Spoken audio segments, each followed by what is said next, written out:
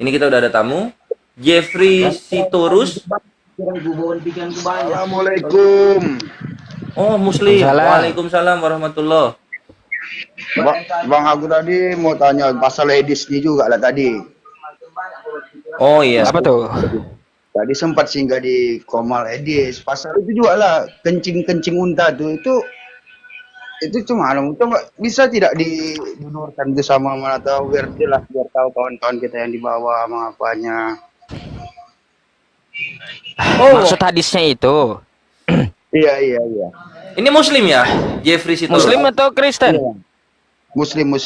Coba open cam Siapa dulu. Yesus buat Jeffrey? Nabi. Bukan Tuhan. Bukanlah. Kalau dia memang nggak Nabi Isa alaihissalam. Itulah Oke. tadi. Yaudah ini. Iya udah nih gua jelasin dulu ya supaya ngisi waktu luang untuk yang belum mengerti dan belum tahu kayak gimana sih itu kencing honta itu narasinya dari mana. Jangan akhi jangan ngerokok. Kena ini nanti. Kena pembatasan Bang. viewer. Iya. Nah, ini hadisnya nih. Ini di Sahih Bukhari 4244.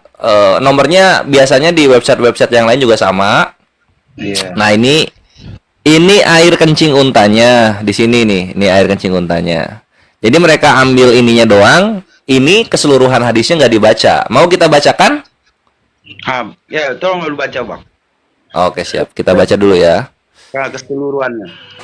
Nah, ini dari Sahih Bukhari 4244 telah menceritakan kepada kami Ali bin Abdullah, telah menceritakan kepada kami Muhammad bin Abdullah Al-Ansari, telah menceritakan kepada kami Ibnu Aun, dia berkata telah menceritakan kepadaku Salman Abu Roja, mantan budak Abu Kilabah, dari Abu Kilabah bahwasanya ia pernah duduk di belakang Umar bin Abdul Aziz.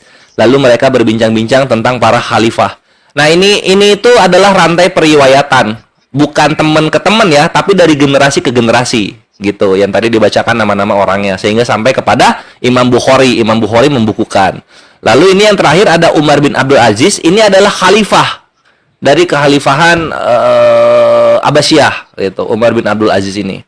Lalu mereka berbincang-bincang tentang para kekhalifahan. Abu Kilabah berkata, para khalifah itu telah memimpin. Umar pun menoleh kepadanya. Pada waktu itu Abu Kilabah berada di belakangnya. Seraya berkata, apa yang kamu katakan wahai Abdullah bin Zaid? Atau ia mengatakan, apa yang kamu katakan wahai Abu Kilabah? Aku menjawab, aku tidak mengetahui suatu jiwa boleh dibunuh dalam Islam kecuali seseorang telah menikah kemudian berzina, atau ia membunuh secara tidak benar, maksudnya tidak sesuai dengan haknya, atau ia memerangi Allah dan Rasulnya Shallallahu Alaihi Wasallam.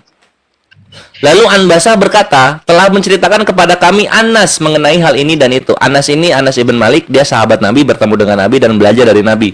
Aku berkata, dan kepadaku Anas menceritakan, ia berkata, suatu kaum pernah menemui Nabi Shallallahu Alaihi Wasallam seraya berkata, cuaca kota ini sudah tidak cocok bagi kami. Jadi kaum tersebut itu ketemu Nabi di Madinah, ngomong, ini cuaca di Madinah nggak cocok sama kami gitu.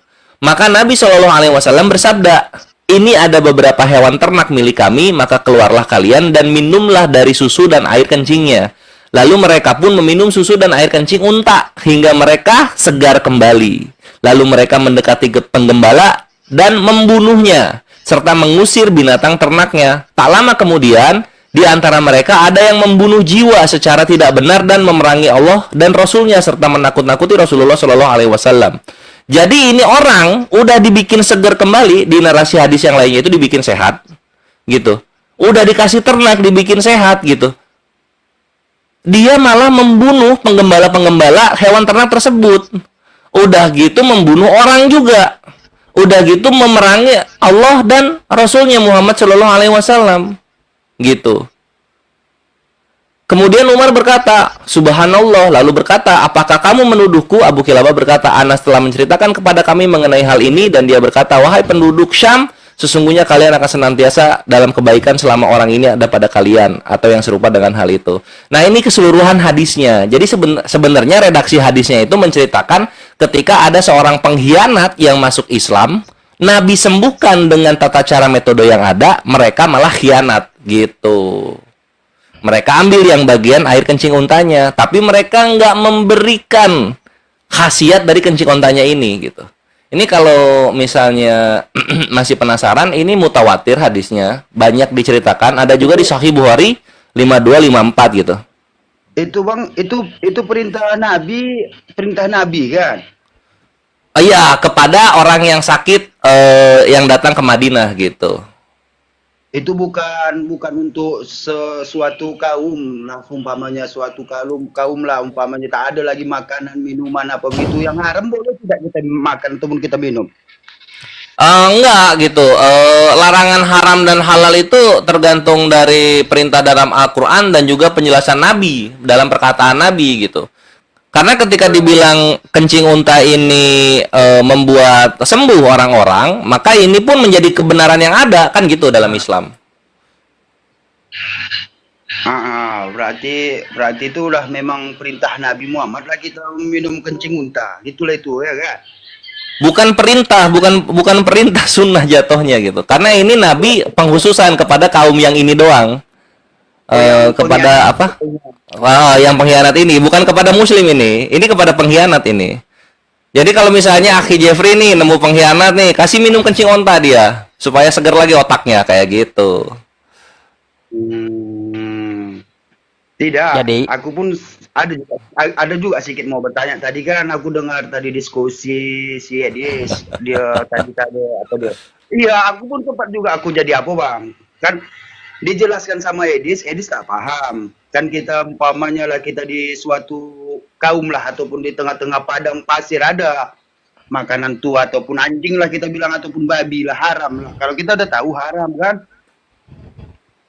boleh Oh, tidak bukan kita makan?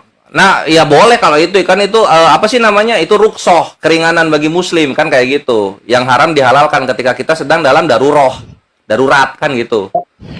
Dalam Alkitab ada tidak diajarkan memakan begitu tidak? Start, kasih start. Aku lupa ayatnya, weh. Makan apa? Maka di Alkitab ada tidak ajaran macam begitu? Aku bilang Oh, di Bible maksudnya. Bible, Dalam gua iya. kira dalam Bible. Ya, tadi Yeskiel itu di Yeskiel 4 Ya, nomor 12 sampai 15. 12 sampai 15 di situ disuruh minum kencing manusia. Iya gitu. Dan itu bukan nabi, Bre. Itu Tuhannya itu yang ngomong. Tuhannya itu yang ngomong gitu. Jadi sebelum ngomenin nabinya orang lain, mending komenin Tuhannya sendiri dulu gitu loh. Kayak gitu. Nah, terus Akhi Jeffrey kalau mau gampang gitu kan. Ini kan udah dikasih lihat nih, kencing onta ini membuat orang yang sakit jadi sehat. Akhi Jeffrey dengan mudah tinggal balikin. Sekarang kalau kencingnya Tuhannya kamu, Edis, itu bisa buat apa? Gitu nanyanya. Itulah. Tanyain gitu kan, Tuhannya menjadi manusia nih katanya nih. Kencing dong. Masa 33 tahun hidup nggak kencing? Ada kencingnya dong. Tanyain, ini kencingnya jadi apa? Kayak gitu. Masa kalah sama kencing onta, ini kencing Tuhan? Gitu. Sip. Ya, bang. Oke bang, mau tanya itu aja bang. Oke lah bang. Oke. Oke, Iya, tepuk Pak tangan Indri. dulu. Tunggu, Akhi Jeffrey. Tunggu. Kalau misalnya Edis bahas kencing onta, Akhi Jeffrey jawabnya gimana? Kencing Tuhannya gitu ya. Iya. Coba ulang ya. Ini elang nih. Ini kencing onta nih bikin sehat orang. Nah, sekarang Akhi Jeffrey bilang apa? Jadi apa tadi? Ayat apa tadi? Alkitab orang itu tadi yang suruh Jangan nggak usah ke Bible-nya dulu aja, langsung aja ke yang tadi aku ceritain. kencing Tuhan dia gitu. Kencing Tuhan dia apa? Bisa apa? Bisa. Gimana cara nanyanya? Bisa. Bisa nggak kencing Tuhannya nyembuhin orang? Nah, gitu, mantap. Bagus. Tuhan dia. Gitu aja bubukin ya, gitu aja. Ya, bang.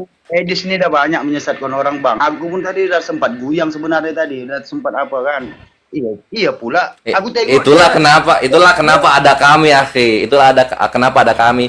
Mereka itu sebenarnya hadis dan Al-Quran ini kan nggak ada salahnya. Tapi ketika mereka menyumpalkan opini-opini pribadi sesat mereka itu, maka di situ membuat hal itu jadi terkesan tidak mengenakan. Padahal biasa aja itu. Gitu. Dia ambil ayat tuh dari hadis. Soalnya kan dia ambil dari ayat tuh dari hadis. Jadi memang betul ada hadis tuh, itu abang bacakan tadi, rupanya dia potong, dia comot ambil sedikit saja ayat hadis itu tadi. Mantap. Makanya ketika dia sedang mensyubhatkan atau membuat fitnah di kencing onta, Akhi Jeffrey balasnya kayak gimana? Tadi Kores sudah ngajarin loh. Iya, paham. Coba disebutin dong. Pala lah bang sebutin. Gak apa-apa. Nah ini maksudnya gini nih. Ini muslim ini ya. Kalau udah lawan penghujat, jangan sayang, jangan kasihan sama mereka gitu. Iya. Kenapa kalian malah nggak enak kepada si penghujat ini daripada kepada apa yang kita imani kan gitu? Mereka nggak ada maruahnya, nggak ada kehormatannya. Hinakan sehina-hinanya. An-Nahl ayat 126. Ustaz Yusuf, tolong Ustaz Yusuf. An-Nahl 125-nya tolong dibacain sampai 126. Kalau tadi Ustaz Yusuf itu kan An-Nisa 140. Kalau Quraisy itu An-Nahl 125 sampai 126. An-Nahl 125. Ud'u ila sabili rabbika bil hikmah wa mau'izatil hasanah wajadilhum billati hiya ahsan. Ya kan itu kan betul kan? Betul banget. Betul dong. Nah, yang 126-nya Ustaz. Nah, 126-nya saya lupa nih. Bentar. Itu Quraisy itu di situ. Fondasi Quraisy itu di situ. Bentar. 123-nya tentang Nabi Ibrahim ya itu ya? Iya. Nah, ini 126-nya nih. Bentar. Oke bang, saya permisi aja lah bang di bawah. Siap pakai Jeffrey. Ingat kencing onta dihajarnya pakai kencing Tuhannya sendiri gitu. Oke. Oke, assalamualaikum semua ya bang. Waalaikumsalam warahmatullahi wabarakatuh. Ikhwani fisabilillah. Umat muslim ya. Iya ini wa in aqabtum fa'aqibu bimisli ma uqibtum bih. Jika kamu membalas, balaslah dengan balasan yang sama. Jadi seperti itu. Selamat datang di kebenaran. Jadi kalau misalnya Dengan kita mau siksaan balas yang ditimpakan. dengan siksaan yang sama kita. Iya, harus disiksa gitu. juga dia, gebukin juga. Iya gitu. Tapi jangan pakai fitnah. Jangan kita menghujat sembahan-sembahannya gitu.